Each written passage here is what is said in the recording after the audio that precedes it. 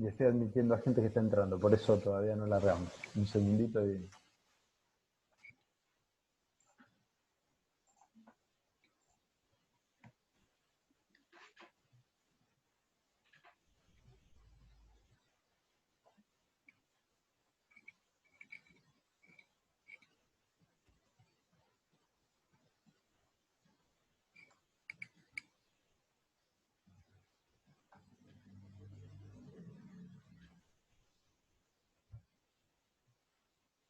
Bueno,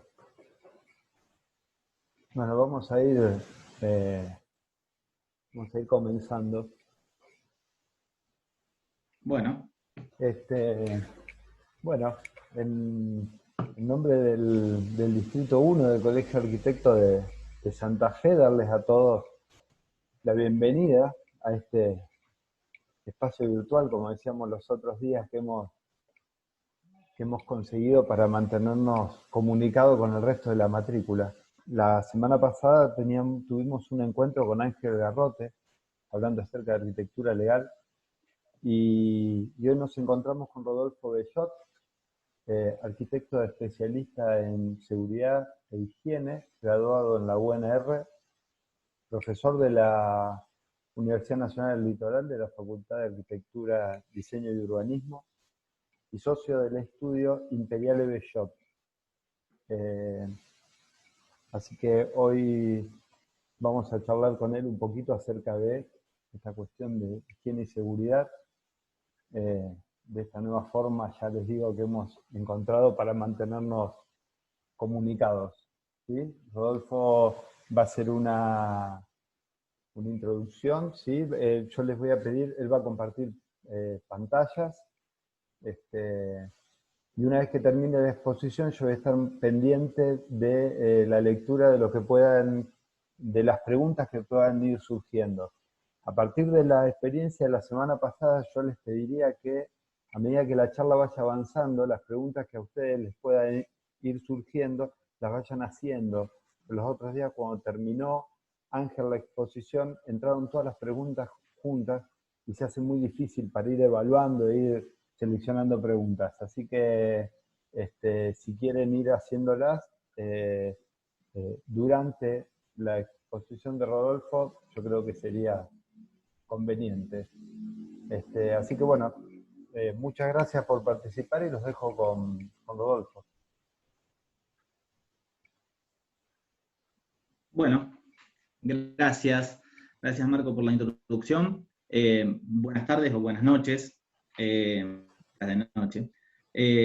Vamos a hacer una pequeña charla sobre seguridad e higiene y sobre esta nueva situación que tenemos en mente, que es la pandemia producida por el COVID-19. Obviamente que antes de introducirnos a temas puntuales en relación al coronavirus y a la relación de la industria de la construcción, me voy a tomar la licencia de comentarles que la charla la pensamos en varios momentos. Tendrá una duración aproximada de 40 minutos, 50, no sé exactamente, pero la idea es que tenga al menos cuatro momentos. Un primer momento necesario en donde vamos a ver la relación que existe entre la seguridad y higiene y nosotros los arquitectos. Esta relación que muchas veces, no sé si a ustedes les pasa, pero a mí con bastante frecuencia escucho el comentario de esto nuevo de la seguridad e higiene, o esta cosa nueva de la seguridad e higiene, esto que yo no estudié en la facultad, esto que nunca vi, y siempre tomando esa distancia, y me gustaría ver si es algo nuevo, si poder charlarlo con ustedes. Un segundo momento en relación a unos conceptos básicos que no tenía pensado darlos, porque iba a partir desde un piso, pero bueno, durante la semana por algunos colegas y algunos amigos, fuimos viendo que había lograr algunas definiciones, lograr algunos puntos en común, y para eso le pido disculpas a los que ya saben de esta materia y están esperando el tema puntual en relación al coronavirus y a la situación actual de la actividad de la construcción, que esos 10 minutitos tengan paciencia, y para los que ya lo saben, siempre viene bien refrescar algunos conceptos, y los que no lo saben, bueno, bienvenido sea. Un tercer momento, ya sí, de lleno a la situación de la industria de la construcción en la actualidad. Un cuarto momento, una propuesta sobre un sistema de gestión y algunas reflexiones sobre la actividad. Así que, si les parece bien, voy a empezar con la presentación de ese modo. Ustedes vayan haciendo las preguntas. Al final de la presentación vamos a ir leyéndolas y vamos a tratar de dar respuesta. Desde ya le digo que no tengo todas las respuestas, seguramente. En este momento hay más incertidumbres que certeza. Se saben de un montón de normativas y hay muchísimas cosas que están hasta el día de hoy, incluso en la tarde de hoy, se estuvieron trabajando y se van a ir modificando. Así que esta situación es casi un día a día, así que les voy a solicitar que tengan paciencia con toda esta situación nueva en cuanto a cómo proceder, y todo lo que se pueda responder lo voy a hacer, y lo que no se pueda responder me comprometo a tomar el correo de ustedes y a la brevedad evacuar las dudas que tengan. ¿Sí? Bueno, si me permiten, lo primero que quería decirle en esto que le decía como un primer momento, la seguridad e higiene siempre se toma el concepto de seguridad como aquella situación de ausencia o reducción de peligros, ¿sí? Es algo que se relaciona con todas las medidas o todas las políticas que podemos hacer para gestionar la protección y el bienestar de las personas.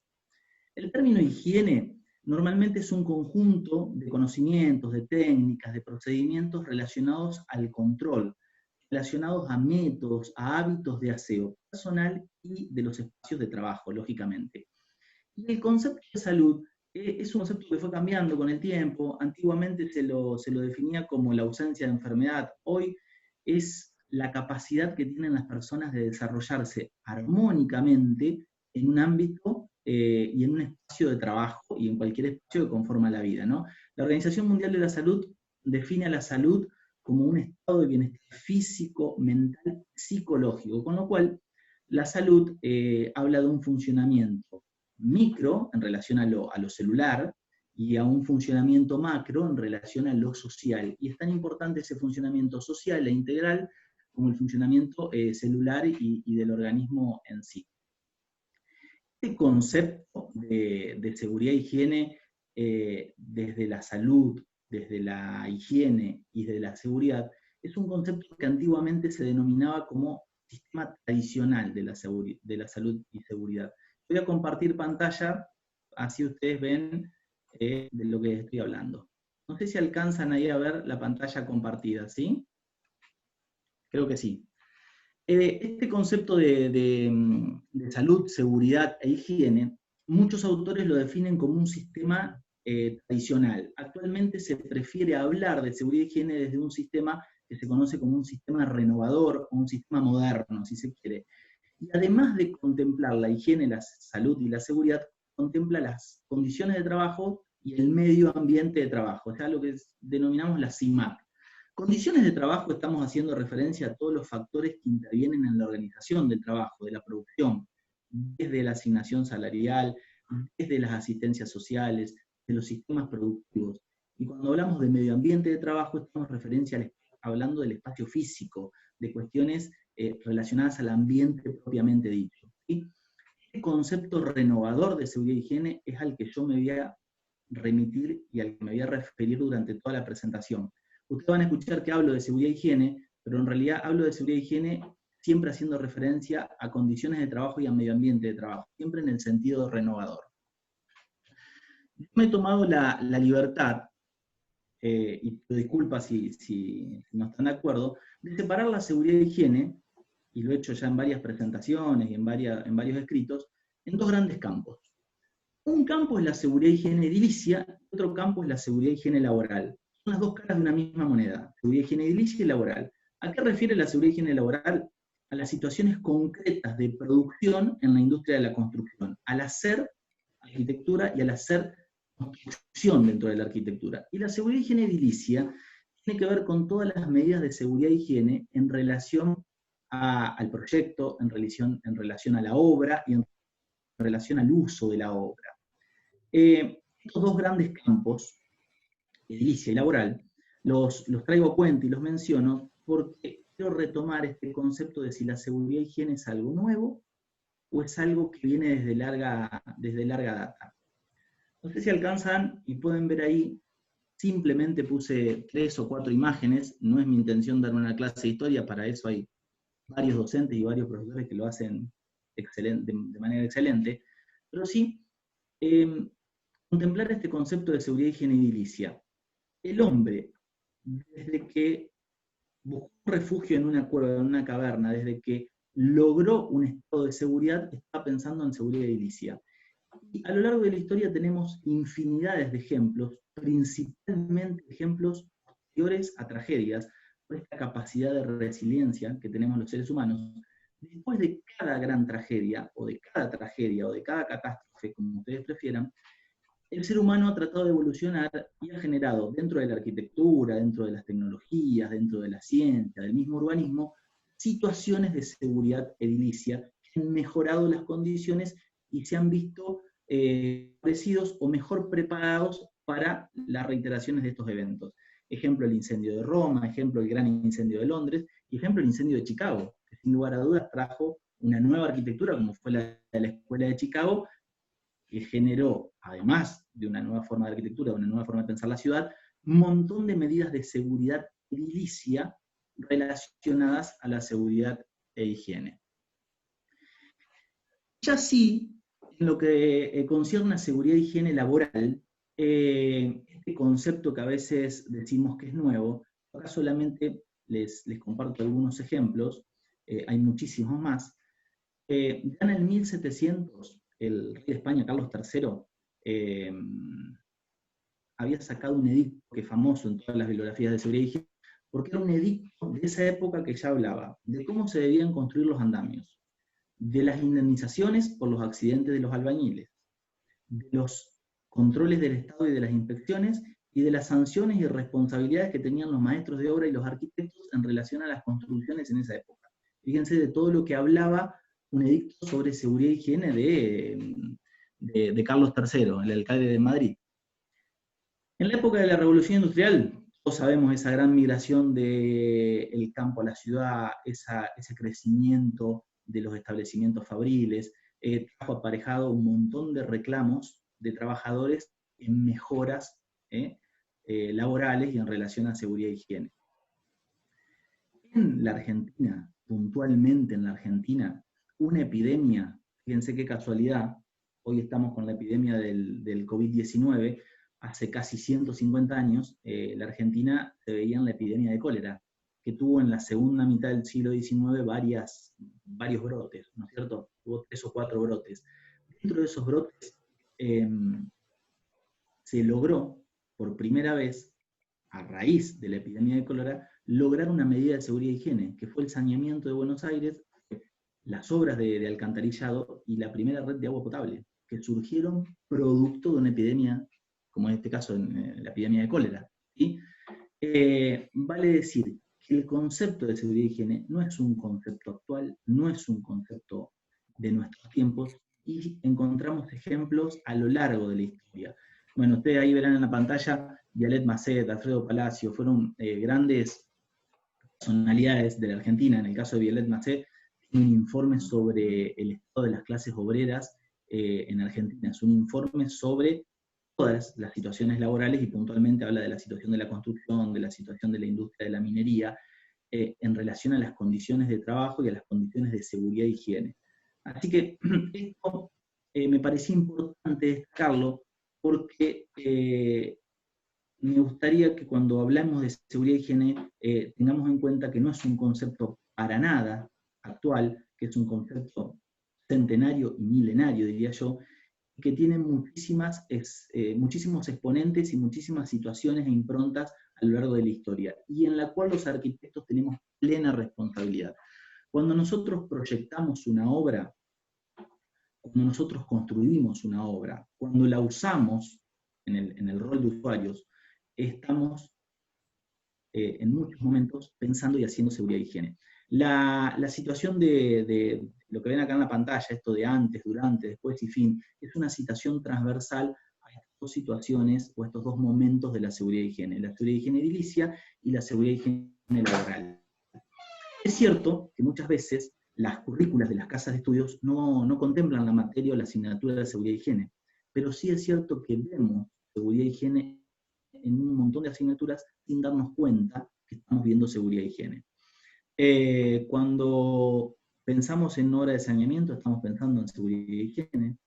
Cuando en un proyecto diseñamos salidas de emergencia, anchos de pasillo, cajas de escalera, sistemas de evacuación, cuando pensamos en ventilaciones, estamos pensando en seguridad e higiene. Cuando pensamos en instalaciones contra incendio, estamos pensando en seguridad e higiene. Y esos son dos temas que hemos visto todos los que somos arquitectos o profesionales de la construcción en algún momento de la carrera. Y tal vez no lo vimos como seguridad e higiene.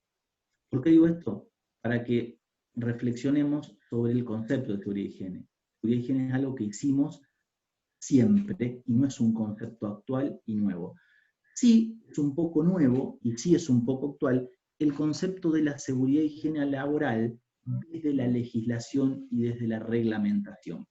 Y sí, había una deuda pendiente para con los arquitectos, porque allá por la década del 90, cuando se saca el famoso decreto 911, que es el decreto reglamentario de seguridad e higiene en la industria de la construcción, que después ya lo vamos a ver y vamos a hacer una mención, se nos había dejado a los arquitectos de lado. No se había considerado en las incumbencias de seguridad e higiene en la industria de la construcción a los profesionales arquitectos.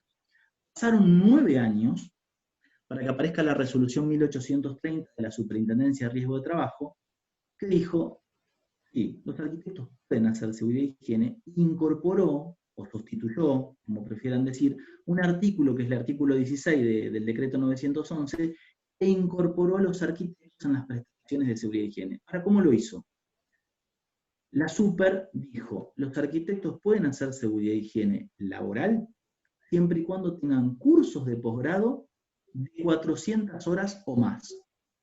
Discutible, hay toda una cuestión que sigue hasta el día de hoy en relación a ese tema, hay tal vez conflictos gremiales, pero de una forma u otra se nos incorporó una incumbencia que se nos estaba vedada.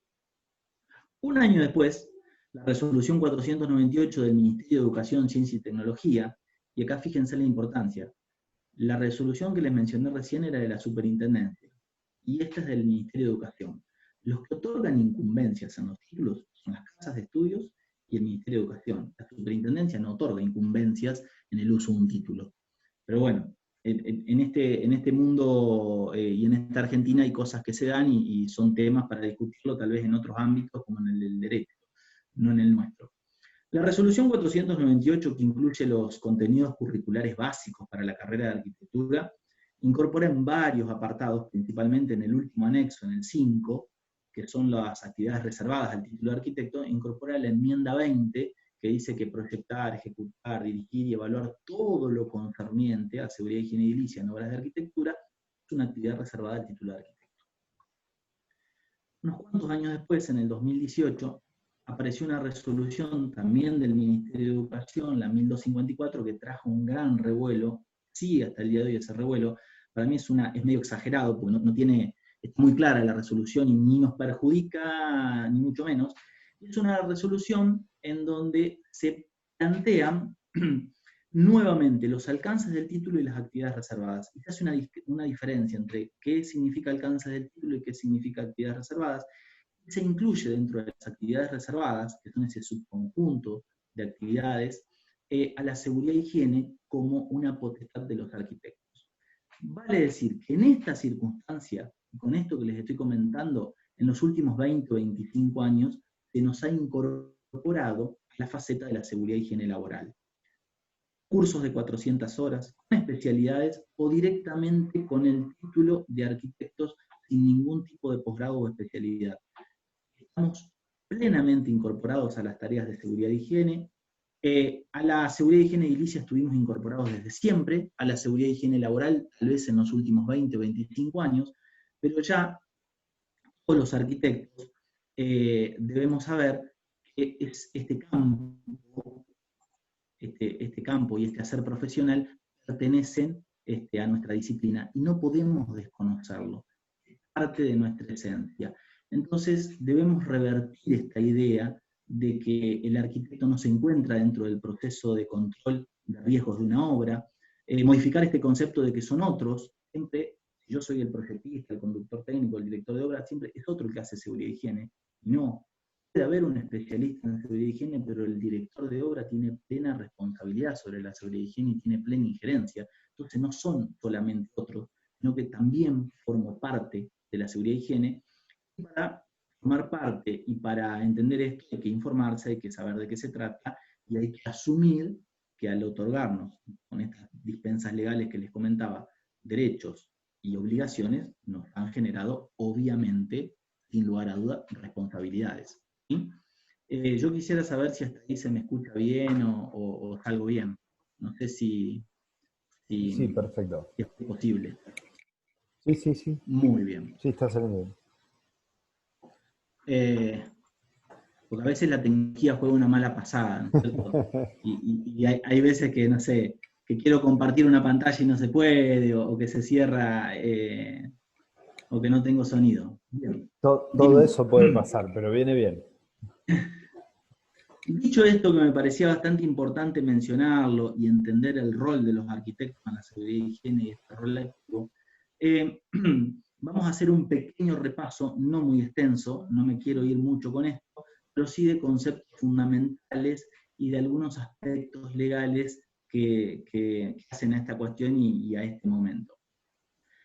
Dentro de la infinidad de leyes, de aspectos normativos, de resoluciones, de decretos, hay dos leyes que son pilares y son fundacionales para la seguridad y higiene y son las que se están usando hoy en esta situación de pandemia en lo que refiere a seguridad y higiene.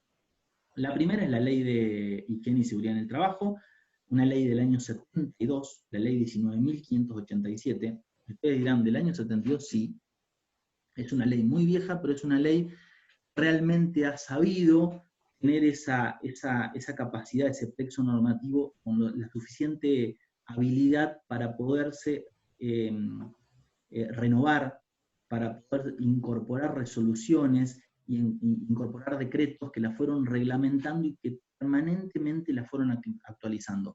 Pasaron muchísimos gobiernos y esta ley siguió siempre vigente porque es una ley realmente muy buena. La Ley de Seguridad y Higiene del Trabajo determina las condiciones de seguridad que deben cumplir todos los establecimientos industriales y laborales en el territorio nacional. Y fíjense ahí, ese tipo de leyes que tienen potestad sobre todo el territorio nacional, incluso, obviamente, municipales, provinciales. El objetivo principal de la ley, así lo dice en sus apartados, es proteger y preservar a los trabajadores, prevenirlos de accidentes laborales y de enfermedades profesionales. Comprende una serie de medidas técnicas, sanitarias, precautorias, y su tutela fundamental es proteger la vida y la salud de los trabajadores. Luego, prevenir, reducir, eliminar todos los riesgos laborales en función de los factores de riesgo. Y por último, estimular un desarrollo activo en relación al trabajo. Esta ley de seguridad y higiene tiene un decreto reglamentario que es el decreto 351, que se reglamentó unos años después, en el año 79, y ese 351, por más que sea un decreto reglamentario de una ley de seguridad y higiene en el trabajo, es como la base de todos los reglamentos de edificación que hay en todos los municipios y en casi todas las comunas. ¿Por qué? Porque por más que sea una ley de seguridad y higiene en el trabajo, todos los ambientes de trabajo, todos los espacios del hábitat pensados para trabajar, independientemente que haya un espacio recreativo, un espacio para el ocio, un espacio para las funciones sanitarias, para el uso que ustedes quieran, en todos esos usos también hay gente que trabaja, siempre. Con lo cual, como hay gente que trabaja en esos espacios para el hábitat, esa ley se utilizó y se replicó para muchísimos reglamentos de edificación y se aplica en todos los usos, cuando se hacen hospitales, viviendas multifamiliares, escuelas, el uso que ustedes quieran, tiene vigencia ese decreto reglamentario y fue el pilar para la mayoría de los reglamentos que hoy conocemos. La segunda ley que es importante para nuestro desarrollo es la Ley de Riesgo de Trabajo, ya una ley de la década del 90. Recuerden que en la década del 90 surgió una modificación en la Ley de Riesgo de Trabajo, surgieron las RT, que hasta el día de hoy siguen estando como aseguradoras de riesgo de trabajo, y la Ley de Riesgo de Trabajo, también vigente del año 96, tenía como intención reducir la siniestrabilidad laboral, y acá hay la mitad de la biblioteca que le da a la derecha y la mitad de la biblioteca que la cuestiona muchísimo esta ley, lógicamente. tiene la función de reparar los daños, reparar monetariamente y reparar con asistencia médica a las personas que sufren enfermedades profesionales o accidentes de trabajo, y tiene toda una serie de plexos normativos para rehabilitar a las personas y para recalificarlos y recolocarlos en nuevos puestos de trabajo si sufrieron algún accidente de trabajo o enfermedad profesional. Me parece que todo lo que estoy diciendo ustedes no están viendo la pantalla, así que voy a compartir de vuelta pantalla porque se me pasó esto. Estoy hablando y no lo están viendo. ¿Ahí ven la pantalla compartida? Bueno, les decía, la ley 19.587 de seguridad y higiene del trabajo, la ley 24.557 de ley de riesgos de trabajo.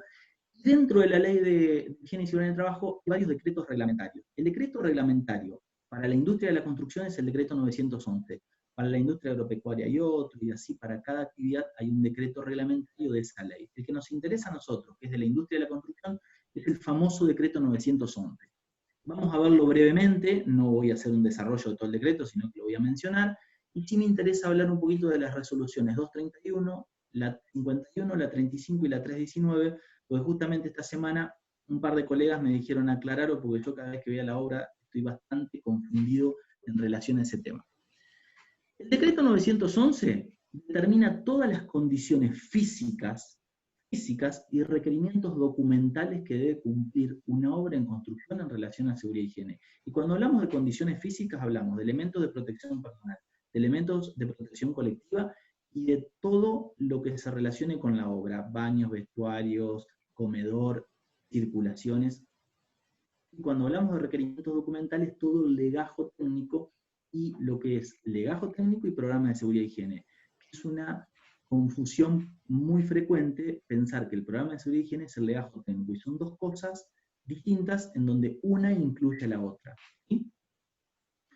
La resolución 231 es una resolución que reglamenta el decreto 911, nos define un único anexo y tiene 3 artículos, y nos define muy brevemente en el capítulo 1, debe tener una obra en construcción, dice que la obra en construcción debe tener siempre agua potable, estoy hablando de hace 25 años, siempre agua potable, debe tener baños, debe tener vestuarios, debe tener un comedor, cuando digo comedor me refiero a un espacio destinado al almuerzo del personal, debe tener instalaciones contra incendios, sea un extintor o la cantidad necesaria en función de la envergadura de la obra, debe tener a los trabajadores capacitados, debe tener una serie de requisitos físicos y de requisitos documentales. Y establece pautas, qué se debe tener al principio, qué se puede tener a los 7 días de iniciada una obra y qué se puede tener a los 15 días de iniciada la obra.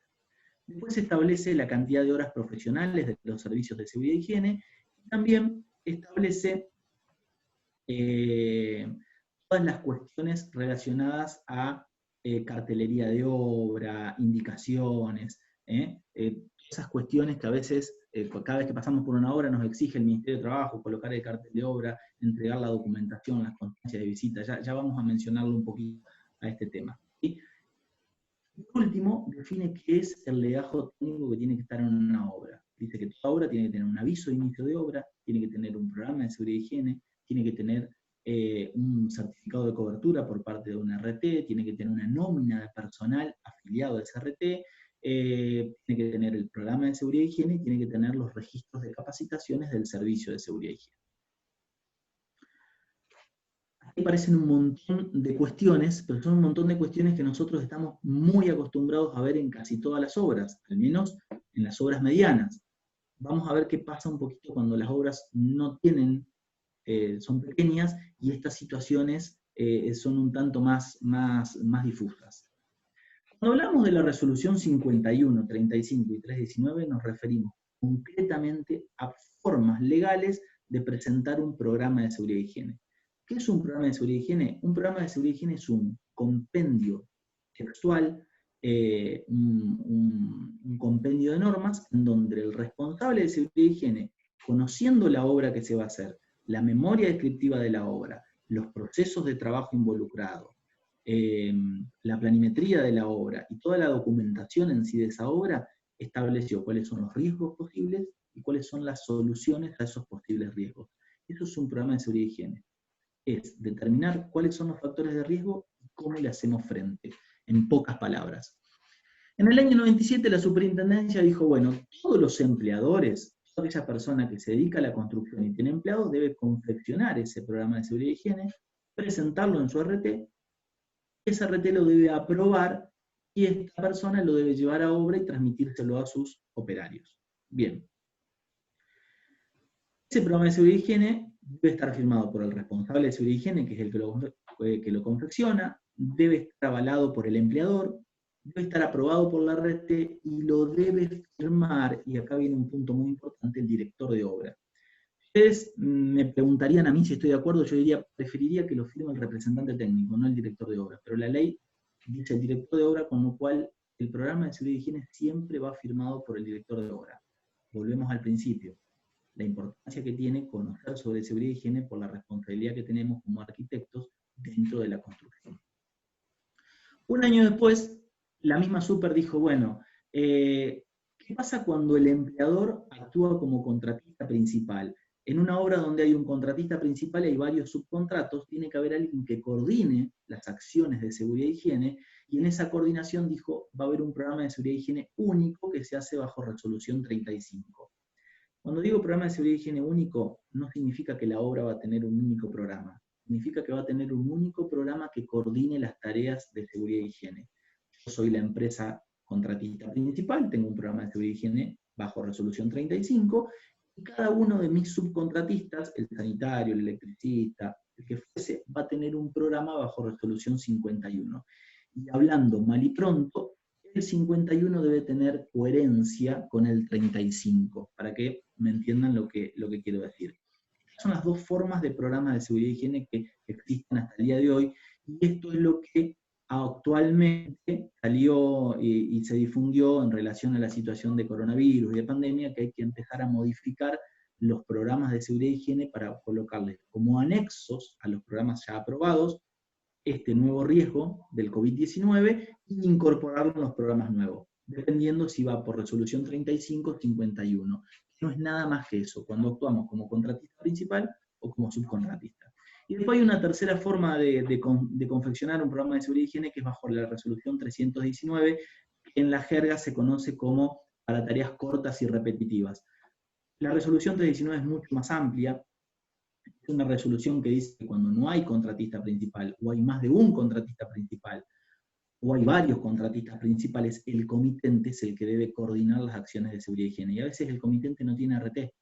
Si no tiene RT, ¿dónde lleva el programa para que se lo aprueben? Lo puede hacer igual, un servicio de seguridad y higiene se lo confecciona, lo pasan por el colegio, le hacen el visado y se coordinan las acciones de seguridad y higiene desde el comitente, ¿sí? Y la otra opción es, la otra situación del 319 es para tareas cortas y repetitivas, que en esto no es el tema de hoy, pero quiero aclarar que cuando hablamos de tareas cortas y repetitivas, hablamos de tareas puntuales y que no duran más de 7 días, ¿sí? Si yo soy electricista de una torre de 18 pisos y voy a realizar toda la instalación eléctrica, no puedo entrar con un programa 319, tengo que entrar con un programa bajo resolución 51. Porque mi tarea no es corta y repetitiva porque yo vaya cada 15 días a hacer las tuberías de cada una de las losas a medida que se van avanzando piso por piso en la torre. Será una tarea interrumpida y pautada, pero no es una tarea corta, es una tarea que me desarrolla todo a lo largo de la obra y que la voy haciendo por etapas. Tareas cortas y repetitivas se refiere, por ejemplo, a una empresa o a un instalador de aire acondicionado. Hoy va a esta obra a instalar un aire, mañana va a aquella y pasado a aquella. Y tiene un único programa que le sirve para todas las obras. Los otros dos programas, el 51 y el 35, sirven para una sola obra o un solo establecimiento. Bueno, legajo técnico y programa de seguridad y higiene. Decíamos que el legajo técnico es un conjunto de documentos que tienen que estar en la obra, y es un conjunto de documentos que actualmente, cuando salen las inspecciones de la tripartita, cuando sale el Ministerio de Trabajo, nos pide el legajo técnico en obra. ¿Y de qué está conformado el legajo técnico? Y está conformado lo que le decía hoy: contrato en vigencia con la RT, el listado del personal cubierto, el aviso de inicio de obra, el programa de seguridad, el comprobante de la capacitación, el registro de elementos de protección personal. Con lo cual, el solo hecho de tener un programa de seguridad y higiene no significa que yo tenga un legajo técnico completo. el legajo técnico es una serie de documentos que deben estar en la obra, e incluye todo esto que yo les estoy mencionando. ¿Puede darse la situación que en una obra no haya programa de seguridad y higiene? Sí puede darse la situación. ¿Puede darse la situación de que en una obra yo no tenga una RT? Sí puede darse. En toda obra, sobre todo las obras medianas y grandes, siempre nos vamos a encontrar que tenemos un contrato presente con una RT. Cuando tenemos contrato con una RT, podemos tener la situación de que exista programa de seguridad y higiene o que no exista programa de seguridad y higiene, porque no sea necesario. Y la otra situación, que es cuando no tenemos contrato con una RT. ¿Puede haber una obra sin contrato con RT? Por supuesto que sí. La ley casi siempre asume y da por sentado que siempre hay una RT, pero a veces no es así. Una obra puede tener trabajadores autónomos, por supuesto. Una obra puede tener, dentro de este grupo autónomo, podemos tener el subgrupo que yo de monotributistas. Yo tengo monotributistas haciendo una obra. Necesito que esos monotributistas tengan el monotributo en mi legajo, necesito que tengan el pago acreditado de ese monotributo, necesito que tengan contratado un seguro de accidentes personales por muerte, invalidez total, parcial, etcétera, etcétera. Necesito que tengan la obligatoriedad de usar los elementos de protección personal que indica la ley. Necesito que adhieran, si es que existe, a un programa de seguridad y higiene y que cumplan las medidas de seguridad. El hecho de que no exista RT y el hecho de que una RT no aprobó un programa porque no hay RT, no significa que en la obra no se deba tener un legajo en relación a seguridad y higiene y no se deban cumplir las normas de seguridad y higiene. ¿Sí? Esto es importante porque es muy común escuchar decir, no, pero yo tengo 2 albañiles que son monotributistas y no tengo RT, entonces no necesito esto. No. Es posible de tener inspecciones y si te inspeccionan te van a sancionar también. Y sucede frecuentemente. Y son esas las exigencias cuando no tenés contrato con una RT. Ahora, cuando tenés contrato con la RT es esta exigencia de cuándo hay programa de seguridad y higiene y cuándo no hay programa de seguridad y higiene. Programa de seguridad y higiene hay casi siempre. El 911 dice que hay programa de seguridad y higiene obligatoriamente en una obra cuando hay excavaciones, demoliciones, más de 1000 metros cuadrados, más de 4 metros de altura, o cuando hay proximidad a líneas de media o alta tensión. Casi que cuando pusieron estos 5 puntos, entró todo trabajo de construcción adentro. Porque excavaciones, demoliciones, más de 1000 metros, más de 4 metros de altura, imagínense una vivienda, ya un tanque de agua, lo tengo más de 4 metros de altura. Y hay un sexto inciso que dice, o cuando la aseguradora de riesgo de trabajo, la RT, decida que por más que no se cumplan estos 5 puntos, es necesario un programa de seguridad y higiene. A mí me pasó, y tal vez a muchos de ustedes también, estar trabajando en una obra que es un estacionamiento, y no tengo más de 4 metros de altura, no tengo más de 1000 metros cuadrados, no tengo proximidad media o alta tensión, no tengo excavaciones, y me pedían un programa de seguridad y higiene también. Entonces, programa de seguridad y higiene es un documento que hoy por hoy, al menos en Gran Santa Fe, en Gran Rosario, y obviamente que en todo el país, ¿no? Pero que acá en Gran Santa Fe se está cumpliendo y casi todas las obras lo tienen y es una exigencia. ¿Sí? Siguiendo con este repasito muy, muy rápido sobre temas que nos van a servir para hablar en concreto de lo que nos queremos referir, hay que diferenciar un accidente de trabajo de un incidente de trabajo y de una enfermedad profesional. El COVID-19 está considerado enfermedad profesional dependiendo del caso, pero vamos a hacer esta diferencia. ¿Qué entendemos por accidente de trabajo? Nosotros tenemos que en la Ley de Riesgo de Trabajo, el artículo 6 lo define como acontecimiento súbito, violento, ocurrido por el hecho o en ocasión del trabajo. Esta definición trae pilas de reclamos cada vez que hay accidentes de trabajo. La OIT, la Organización Internacional del Trabajo, lo define bastante de manera más sencilla y dice que un accidente de trabajo es un suceso ocurrido en el curso del trabajo o en ocasión o en relación con el trabajo. Que esa relación puede tener lesiones profesionales mortales o lesiones profesionales no mortales.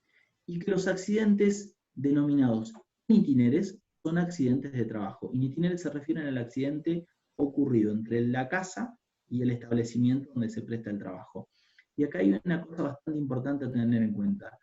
Cada vez que nosotros damos aviso de inicio de obra, eso que forma parte del legajo, y que completamos el formulario web directamente online desde las RT, lo que estamos estamos haciendo es diciendo dónde va a estar nuestro establecimiento, dónde va a estar nuestra obra, y ahí estamos diciendo que si un trabajador tiene domicilio, pongamos un ejemplo, en El Pozo, y nuestro establecimiento está entre bulevares, si terminamos la jornada laboral a las 5 de la tarde y el empleado se accidentó a las 5:30 en Santo Tomé, la RT no lo va a cubrir.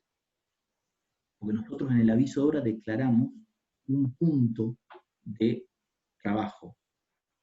Con lo cual es importantísimo tener presente la importancia de un aviso de obra y tener presente de que nuestros operarios, de que todas las personas que están involucradas a la actividad de la construcción tengan sus documentos declarados, con sus domicilios declarados correctamente.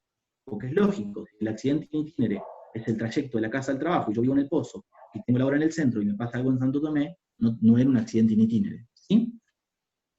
Es un incidente de trabajo, algo similar a un accidente de trabajo, pero que en el suceso ocurrió un evento que puso en peligro la salud y la vida de los trabajadores, pero que no los logró afectar. ¿Sí? Y la enfermedad profesional, y acá sí hacemos una distinción entre la enfermedad profesional y el accidente de trabajo, es una situación de contraer una enfermedad producto de una exposición a determinados factores de riesgo que resulten de la actividad laboral. Y acá sí nos vamos a meter y nos va a dar pie para introducirnos a esta situación del COVID-19. Toda enfermedad profesional tiene dos elementos principales. Primero, que tiene que haber una relación causal, no casual, sino causal, entre la exposición a un riesgo, a un entorno de trabajo determinado y a una determinada actividad laboral en relación con una enfermedad, y que debe haber una tasa superior a la media de morbilidad. Morbilidad es este concepto en relación a de una enfermedad en relación con una población mayor, ¿sí? Entonces, si la tasa de morbilidad o de enfermedad mayor a la media, se puede considerar enfermedad profesional, y si tiene relación con el trabajo. La legislación argentina establece una serie de enfermedades profesionales que se denominan enfermedades profesionales listadas. ¿Qué significan? Hay una lista, ahí hice una captura de pantalla de una parte del decreto, hay una lista de enfermedades que se consideran enfermedades profesionales. No todas las enfermedades están dentro de la lista de enfermedades profesionales. ¿Sí? Me fui para el otro lado. Para determinar una enfermedad profesional es necesario que haya una exposición a un factor de riesgo. Y acá vemos el último concepto a modo de repaso. ¿Qué entendemos por factor de riesgo? Los factores de riesgo son los riesgos primero. Los riesgos pueden ser físicos o de seguridad, riesgos medioambientales. Cuando digo ambientales, hasta a mí me suena mal. Recuerdo no sé si han conocido a Oscar Suárez, un arquitecto rosarino que siempre se dedicó a seguridad y higiene, muy conocido, con libros escritos, y siempre traía mención, y siempre, una vez que fue al colegio a dar una charla, recordaba una publicidad que decía, nosotros no cuidamos el medio ambiente, lo cuidamos completo, haciendo esta clara observación a la redundancia de la palabra medio y ambiente. Significan lo mismo. Obviamente que está por demás de aceptado el término medio ambiente, pero bueno, nada, me vino a la mente esa situación y me acuerdo cada vez que yo mismo pronuncio medio ambiente. Factores de riesgo, volvemos al nuestro, de físicos o de seguridad, factores de riesgo como ambientales, ergonómicos, psicológicos o de contaminantes, son todos riesgos que tenemos presentes en una obra. ¿Cuáles son riesgos físicos? Por ejemplo, caída en altura o riesgos de electrocución. ¿Cuáles son riesgos ambientales? Temperatura, ruido, humedad. ¿Cuáles son riesgos, por ejemplo, de contaminantes? Hay dos, químicos y biológicos. Dentro del riesgo biológico, que es un tipo de riesgo, y acá aparece esta situación de los tipos de riesgo, a lo que se refiere el riesgo, cuando decimos químicos y biológicos, riesgo biológico, estamos en este momento, el COVID-19 es un tipo de riesgo biológico, ¿sí? Siempre que hay un factor de riesgo y hay un tipo de riesgo, aparece un qué y aparece un cómo. ¿El qué refiere a lo que provoca ese factor de riesgo, al daño que puede hacer ese riesgo? Y el cómo refiere a la solución o a las medidas preventivas para disminuir ese riesgo. Un programa de seguridad y higiene se basa siempre en esto. Determinamos un riesgo, tipificamos el riesgo, determinamos qué daño provoca y cómo le hacemos frente. Vamos a poner un ejemplo. Un riesgo físico, riesgo de caída en altura, es un tipo de riesgo. ¿Qué provoca? Puede provocar traumatismo, puede provocar lesiones, etcétera, etcétera. ¿Cómo lo solucionamos? Colocando barandas de protección contra caída en altura, utilizando arnés. ¿Sí? Riesgos de contaminantes. Dijimos que hay dos tipos de riesgos, químicos y biológicos. ¿Qué puede provocar un riesgo biológico? Por ejemplo, enfermedad por COVID-19, enfermedad respiratoria por COVID-19. ¿Cómo podemos prevenirnos? Ya vamos a ver ahora todas las medidas de prevención posibles que debemos tomar y tener en cuenta en una obra. Es como que me parecía importante presentarles este concepto de qué es factor de riesgo, qué es enfermedad profesional, qué es accidente de trabajo, qué es programa de seguridad y higiene, y los pilares fundamentales de nuestra legislación para que tengamos esta referencia de sobre qué estábamos hablando, ¿sí? No sé cómo voy con el tiempo, Marcos. ¿Vamos bien? Venimos bien, venimos bien. Sí, sí, sí. Bueno. Perdóname, Rodolfo, Vamos a entrar concreta. para dar lugar a algunas preguntas que ya están entrando y yo para que vos más o menos vayas Sí, regulando el tiempo, estaríamos a unos 15, 20 minutos, ¿sí? bueno. Bueno. ¿Te parece? Yo porque Bien. desconozco. Sí, vamos, Bien, me voy a ir apurando porque yo por ahí me voy enganchando y demoro más de lo... Ahí, ahí compartí pantalla, ¿no es cierto? ¿Lo están viendo? no,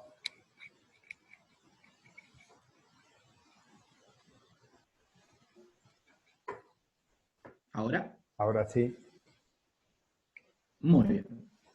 Bueno, vamos a ir a esto que yo hoy les decía que había 4 momentos. Los 2 primeros momentos eran una especie de repaso y de terminologías y esta situación de los arquitectos en la seguridad y higiene. Vamos a ir al momento concreto sobre las acciones puntuales de esta situación relacionada al coronavirus y al COVID-19 en función de este reinicio de obras. El COVID-19, mediante un decreto de necesidad y urgencia del Poder Ejecutivo Nacional o de la Administración Nacional, se determinó que el COVID-19 fuese una enfermedad profesional. Lo que decíamos hoy, enfermedades profesionales. Una enfermedad relacionada al trabajo o en ocasión del trabajo, producida por un factor de riesgo puntual. ¿Por qué salió como una enfermedad profesional pero no listada? En la ley existe toda una lista de enfermedades profesionales y el COVID es no listada porque ni bien termine la emergencia sanitaria, el aislamiento preventivo obligatorio y la situación de pandemia va a salir y no va a ser más que una enfermedad profesional. O, obviamente, mientras dure esta situación de pandemia, esta situación de emergencia, no exista vacuna y todo lo que ya sabemos, va a estar como enfermedad profesional no listada. ¿Qué significa? El COVID producido por el coronavirus va a ser considerado y va a deber ser tratado por la CRT como una enfermedad profesional más y no se van a poder negar a hacerlo. Todas las ART, las aseguradoras de riesgo de trabajo, no van a poder rechazar la cobertura, pero la ley dice que la Comisión Médica Central va a determinar cuándo es enfermedad profesional, siempre va a ser a través de un positivo.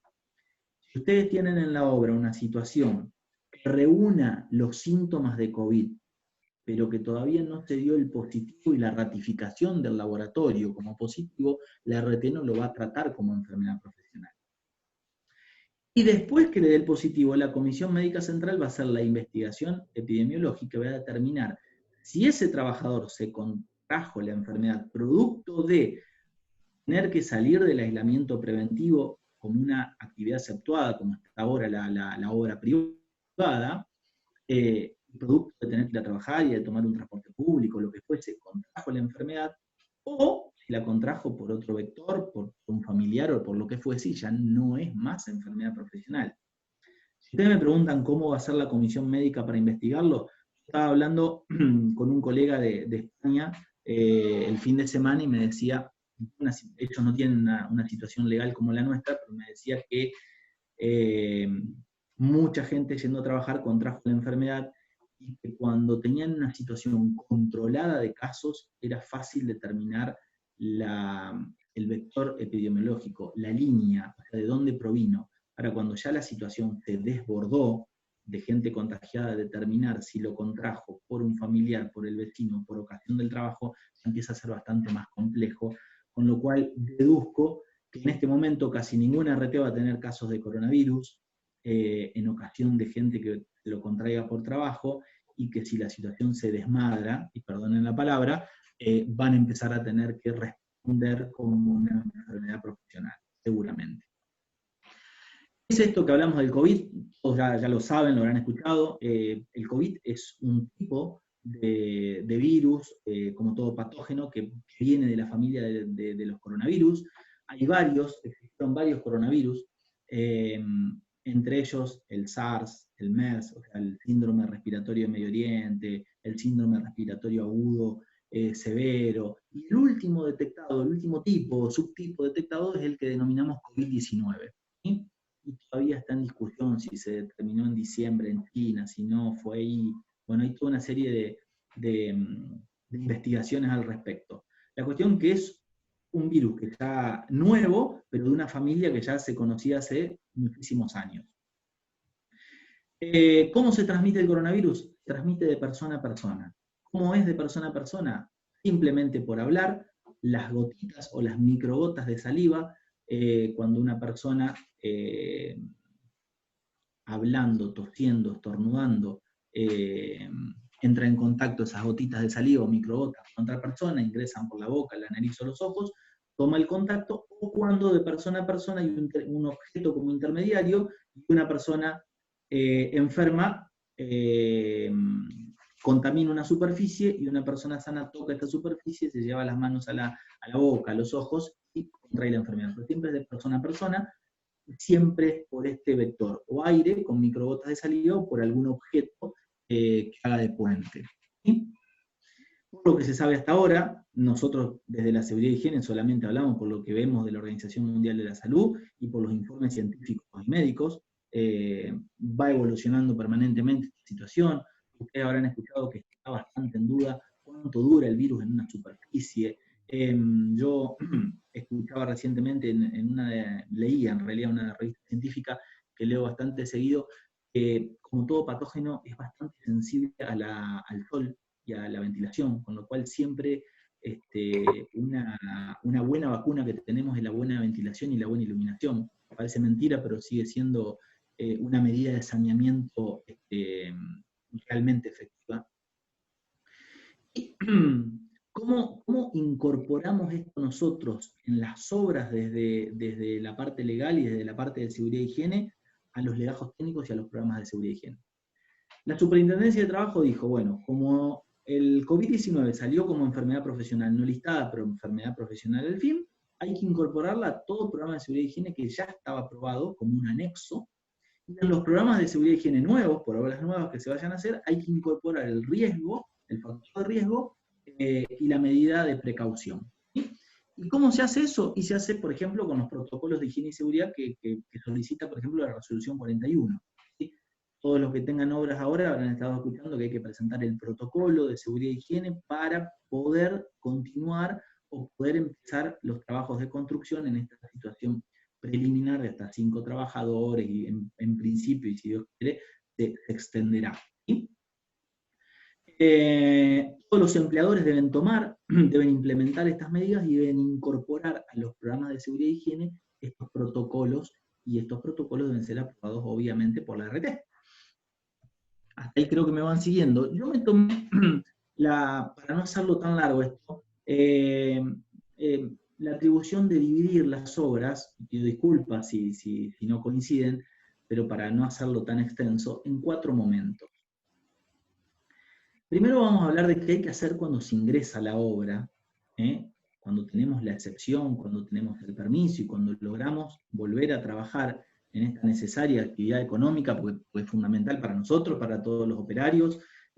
Sabemos que la construcción abarca casi 8 puntos del PBI en la Argentina, con lo cual es una actividad económica, pero por demás de importante, y es importante trabajar y trabajar de manera segura. Cuando ingresamos a obra, y cuando hablo de ingreso a obra me refiero desde que el trabajador sale de la casa hasta que llega a la obra, cuando ingresa a la obra y cuando sale a la obra, ¿sí? En este momento me estoy refiriendo a eso. ¿Qué debemos hacer? Primero, generar un programa de ingresos, de descansos y salidas. Y cuando digo generar un programa me refiero a mantener el sentido común.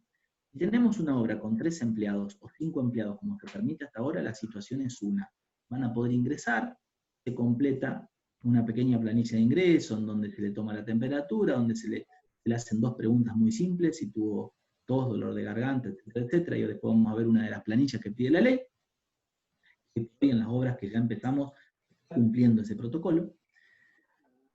Pero ¿qué pasa cuando esto se habilite y tengamos en obras, como hay en la ciudad de Santa Fe, 70 operarios, 80 operarios o 90 operarios? No podemos ingresar todos juntos. Tenemos que hacer una programación sistemática, cada 10 minutos, cada 15 minutos, manteniendo esta distancia social y este aislamiento, ¿sí? Tenemos que controlar los síntomas, temperatura, síntomas relacionados al COVID. Nosotros, ninguno de los arquitectos, ingenieros, técnicos, responsables de seguridad y higiene somos médicos, así que no somos quienes para desestimar un síntoma, ¿sí? Si hay un trabajador que llega con síntomas compatibles a los del COVID-19, que son fiebre, dolor de garganta, pérdida del olfato, se me van perdiendo esos 3 o 4 síntomas que todos conocemos, debemos comunicar y activar el protocolo. Lógicamente, la directora de infectología me decía que el médico va a determinar si esos síntomas de una persona ameritan hacerle el análisis de laboratorio del COVID o no. Ellos sabrán cuándo, pero nosotros, si tenemos los síntomas o concurrencia de esos síntomas, vamos a tener que activar el protocolo y no dejarlo entrar a la obra y proceder según el Ministerio de Salud. Otra recomendación en los momentos de ingreso, de salida y de descanso son lo que hacemos con todos los que son comitentes, terceros y visitas. Paso número 1, comitentes, todo lo que sea dueños de obra, comitentes, tienen que respetar las mismas condiciones que cualquier trabajador para ingresar a una obra. Tener permiso de circulación, ingresar a la obra con las medidas de seguridad pertinentes, firmar y someterse a este control de ingreso. Las visitas de obra, una sugerencia, hay que suspenderlas. Volviendo a este colega español con el que hablaba, me decía que ellos todo lo que sean visitas para qué sé yo, cuando van a ver un departamento, o contingentes de escuelas o de facultades que van, o pasantías, ha suspendido completamente.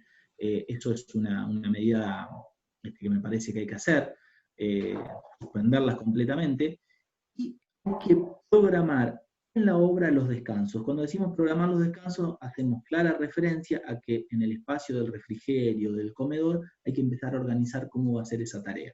¿Sí? Entonces vamos a repasar. Controlar los síntomas, completar las planillas de ingreso, no permitir el ingreso de quien presente síntomas y considerar comitentes, terceros y visitas a la obra. En relación al trabajo propiamente dicho, una vez que el obrero ingresó, y me olvidé decirles en la pantalla anterior que hay que tratar, cuando hacemos los protocolos para varias empresas que estuvimos estos días haciendo los protocolos, lo que hacíamos era establecer los domicilios de los trabajadores en función del lugar de la obra o del establecimiento, y ver la posibilidad que tenía ese trabajador de desplazarse en moto, en colectivo o en un transporte particular. Si no lo podía hacer, sí en transporte público, cuando no hay otra opción, lo tiene que hacer. Cuando lo hace en transporte público tiene que reforzar todas sus medidas preventivas, y cuando ingresa a la obra, hacerlo, bueno, ya lo vamos a ver con el tapaboca, con todos los elementos de seguridad, y cuando sale de la obra es muy, muy prudente hacer una desinfección de la ropa de trabajo. Ya ahora se los voy a comentar. Cuando hablamos del momento de trabajo en obra, primero, trabajar con personal reducido. Recordemos que la UOCRA, con la Cámara de la Construcción, establecieron que debería haber más o menos una persona por cada 5 metros cuadrados. Imagínense que si estamos haciendo una losa de 100 metros cuadrados, no la hacemos con una cuadrilla mayor a 10 personas, 8, 10, 12 personas, con lo cual tranquilamente podemos organizar esas tareas con esa cantidad de gente. Hay una obligación de usar elementos de protección personal. Cuando digo elementos de protección personal, y ayer Guillermo, un colega, me decía, ¿tienen que usar los guantes todo el tiempo en la obra? No. ¿Qué son elementos de protección personal? Recordemos que la situación de COVID-19 no impide que no tengamos en cuenta todas las medidas anteriores. Si una persona va a soldar, va a tener que usar el guante de descarne. Si una persona va a manipular listones de madera para puntales o apeos, va a tener que usar los guantes de tela moteados. Lo va a tener que usar porque es un elemento de protección obligatorio para esa actividad. Ahora, ¿quién va a usar un guante de nitrilo o de látex? ¿Lo tienen que usar todos? No.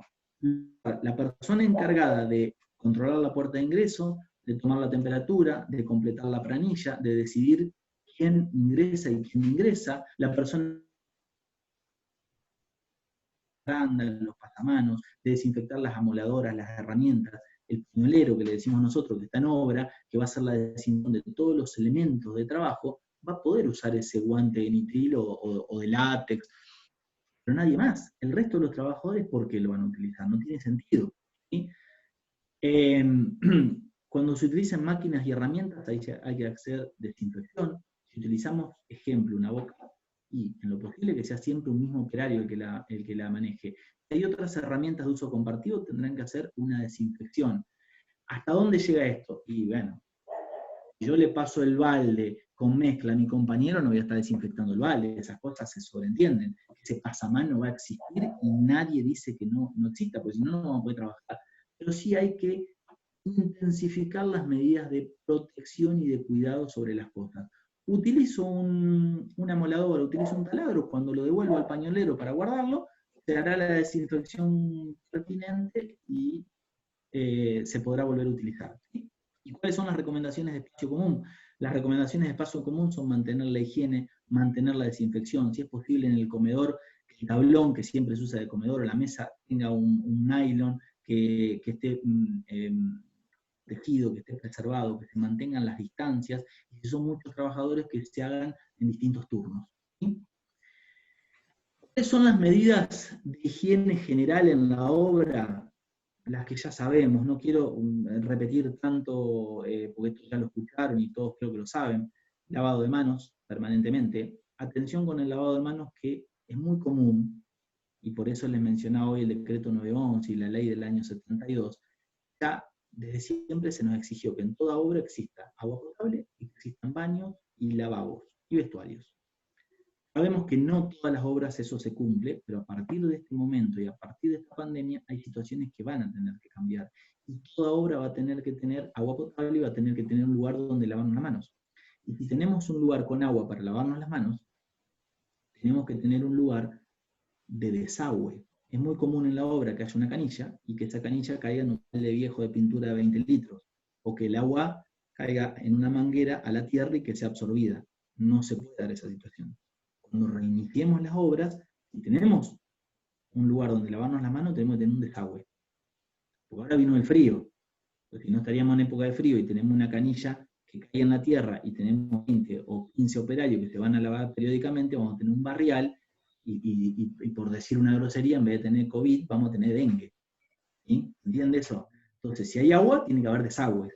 Parece una pavada, pero no es un dato menor en una obra. Muchas veces tenemos obras que hacemos medios subsuelos o subsuelos, no existe la red colectora, no hay servicio estático con pozo absorbente y no tenemos dónde hacer el desagüe. Medida de higiene general, usar tapabocas, ¿sí? Tapabocas o barbijos, preferentemente tapabocas, se recomienda más.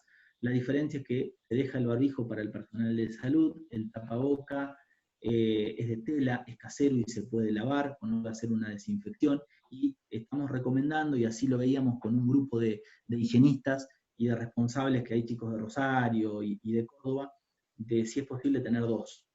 Tal vez es mucho pedir, pero es bueno tener dos porque en una jornada laboral de 8 o 10 horas hay que hacer un cambio y una reposición de ese elemento.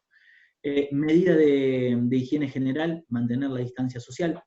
Obviamente que hay tareas en la construcción que es inevitable mantener proximidad, porque si mantenemos la distancia terminamos generando otro tipo de riesgos, y obviamente que es una recomendación la de la distancia social cada vez que se pueda. Garantizar permanentemente los elementos de higiene o limpieza por parte del comité o por parte del empleador. Y obviamente el tema de estornudar, toser con el pie del codo. ¿Cuáles son los no en una obra? No sacarse el tapaboca tiene que De la misma forma que un policía está en una consigna parado 8 horas en un banco, de la misma forma que un cirujano está con un barbijo en una cirugía un montón de horas, el personal de la construcción va a tener que aceptar que tiene que usar el tapabocas. ¿Sí? No es una situación viable, me lo saco, me lo pongo, me lo dejo, no. Lo tiene que usar durante la jornada laboral. ¿Sí? Evitar tocarse los ojos, la boca, para eso es importante el lavado de manos. Evitar el contacto personal. Automáticamente todo lo que sea compartir elementos como el mate se suspende, no se puede tomar mate, no fumar. Hay fumadores, el protocolo de la Cámara dice destinar un lugar para fumadores. Mi recomendación es tratar de evitar el cigarrillo en las obras. Fumar en lugares públicos no se puede, así que bueno, tendría que ser en un lugar de la obra donde no haya otras personas, etcétera, etcétera.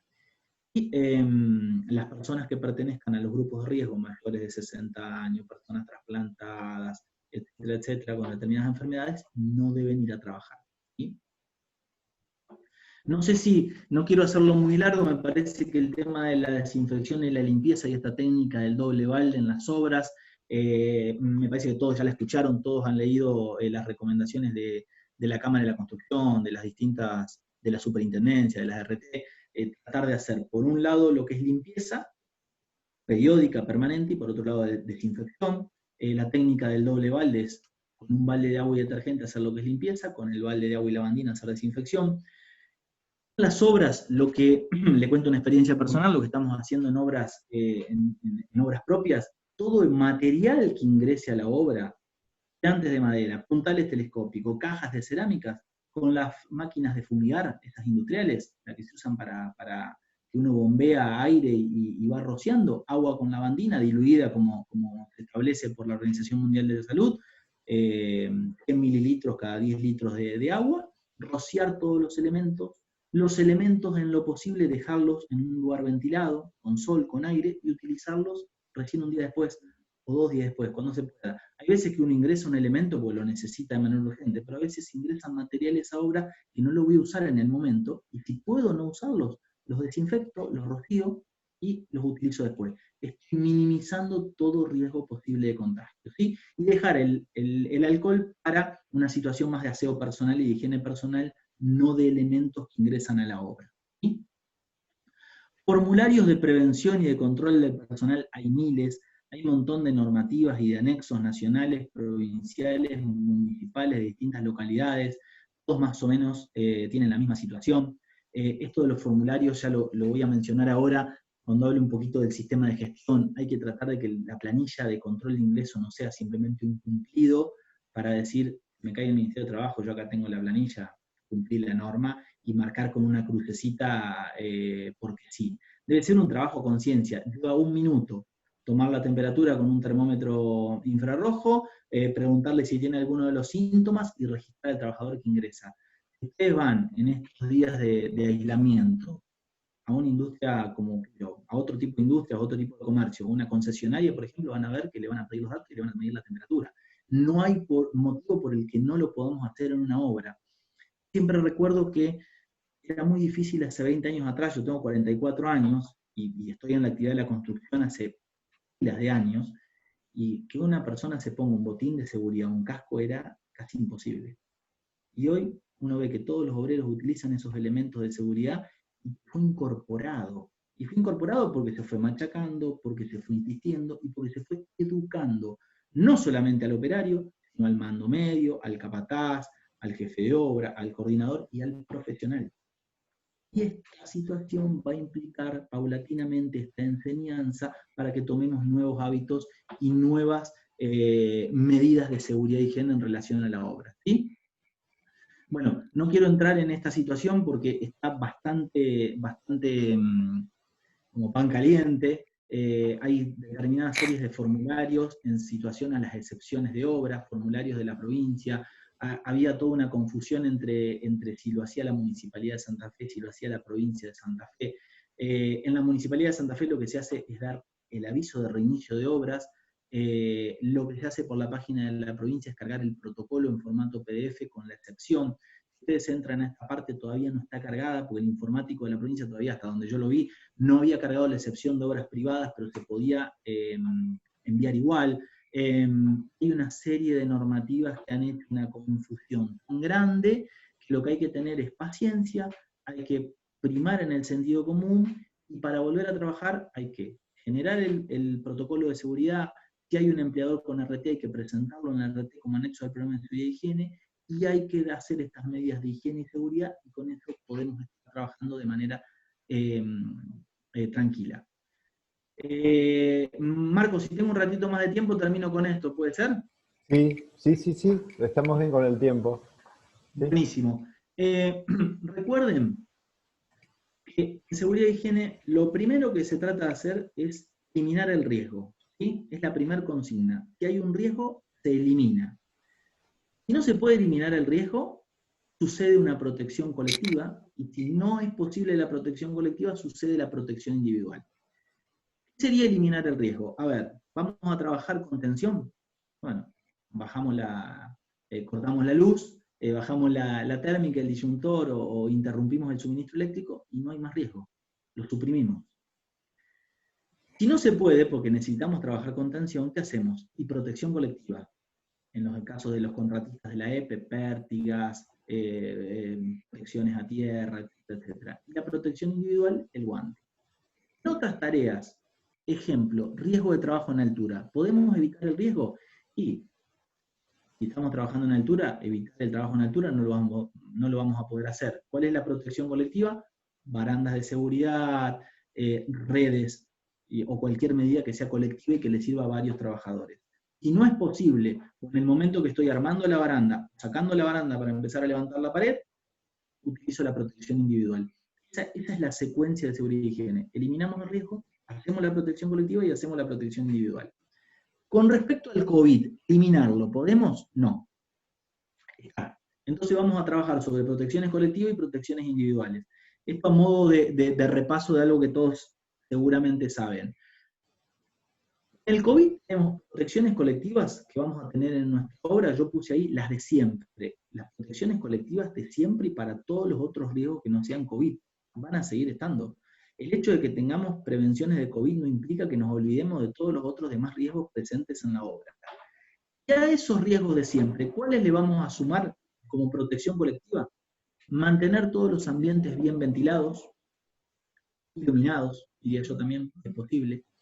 Limpiar todas las superficies de trabajo, limpiar las herramientas de trabajo, organizar las tareas y los procesos productivos de manera tal que conserven distancia, reducir las dotaciones al mínimo, aunque sin que ello genere un riesgo de otro tipo, ¿no es cierto?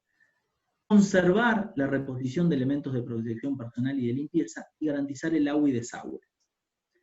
En relación a sus elementos de protección personal, los elementos de protección personal, recuerden que accesorios, ropa de trabajo, cualquier elemento de protección personal, siempre son individuales, y en algunos casos descartables y en otros no. Pero los elementos de protección personal no eliminan un riesgo, simplemente son la última barrera para proteger al trabajador.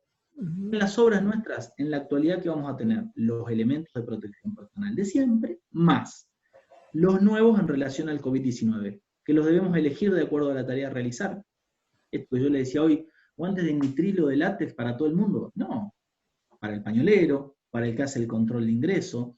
¿Deben ser compartidos? No, los guantes descartables deben ser descartables, y debe haber un cesto de residuos donde yo los arroje como si fuese un residuo patológico, más el recipiente de residuos tradicional de la obra, donde va viruta, donde va cualquier otro desperdicio. ¿Deben ser resistentes? Y sí, deben ser resistentes a cada tarea. Lógicamente, si yo estoy trabajando en una producción de armado de una losa, haciendo ataduras con la tenaza y alambre, no voy a poder tener un guante de nitrilo, no tiene sentido, me va a durar un segundo. Lo que voy a tener que hacer es mantener la higiene de manos periódicamente y utilizar el guante de descarne o de tela o el que fuese para esa actividad. Debe haber un doble elemento. Esto surgió en Buenos Aires, y muchos, incluso responsables de seguridad y higiene, decían siempre el guante de nitrilo y arriba el otro.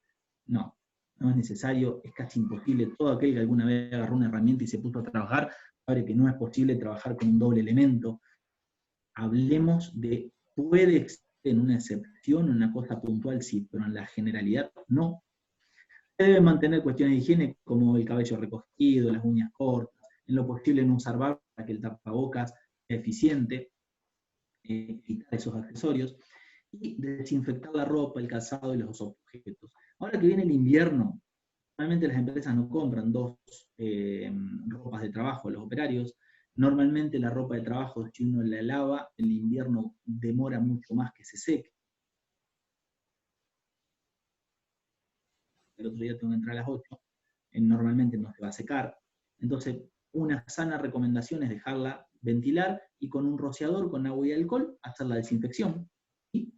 Desinfectar la suela de los zapatos y toda esta serie de medidas que tienen que ver con las protecciones individuales. No sé si hasta ahí voy a entrar en el último punto, que son los aspectos de gestión, que me interesa un poquito comentarles algo de cómo podemos implementar, a nivel de sugerencia, ¿no? Cómo se puede implementar esto en la obra y de experiencia personal. Los sistemas de gestión implican, de gestión hablamos de gestión en salud y higiene en el trabajo, son un método siempre coherente, un método sistemático de evaluación y de mejora continua sobre la prevención de accidentes e incidentes. Todo sistema de gestión incorpora la empresa, las políticas públicas que acá están dadas, y están dadas hasta en exceso, hay un montón de normativas. Cuando habla de la empresa y que un sistema de gestión incorpora a la empresa, tenemos que tener en cuenta que la empresa no solamente son los dueños o los socios de una empresa, son los empleados, los mandos medios, los profesionales que trabajan en esa empresa, etc. Involucra las prácticas, los procedimientos de trabajo, los métodos de trabajo, los recursos de trabajo. La OIT dispuso ya hace varios años, hace más de una década, una serie de directrices que se implementan como sistemas de gestión en el trabajo. Y la Argentina en esas directrices adhirió, y ahora lo voy a compartir, adhirió en el año creo que 2007. Todas las políticas de gestión que nosotros implementemos como evaluación y mejora continua de una obra, deben generar, yo siempre digo, acciones. A ver, si estamos diciendo que debe haber un control de ingresos, si estamos diciendo que tiene que haber un legajo técnico, si estamos diciendo que tiene que haber planillas de capacitación, registro de elementos de protección personal, garantizar los productos de limpieza, etcétera, etcétera, etcétera, muchas veces, y seguramente más de uno me va a decir que sí, que es cierto, vemos como en la obra sucede esto. El de seguridad y higiene que haga el control para ver si se está cumpliendo. El de seguridad y higiene va 1 o 2 veces por semana, con suerte, completa una planillita y dice qué se cumple, qué no se cumple, y ahí queda registrado una planilla. Eso no es un sistema de gestión, porque sí, por un lado se está gestionando y se está evaluando si se cumplen o no las medidas. Pero se está evaluando de una manera ineficiente, porque la evaluación no debe generar una recomendación en el libro de órdenes y servicio o en una planilla. Está perfecto, la planilla debe existir porque cuando viene el ministerio, la tripartita o todo lo que nos inspecciona, debemos tener comprobantes y documentos que nos respalden de que estamos haciendo las cosas. Pero la evaluación de si se cumple o no con seguridad y higiene como una recomendación no va. Lo que se debe generar no es una recomendación, sino es una acción.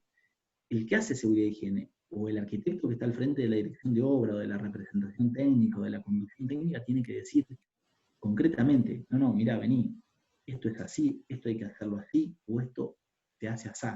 Las acciones de evaluación en los sistemas de gestión tienen que generar acciones y no recomendaciones.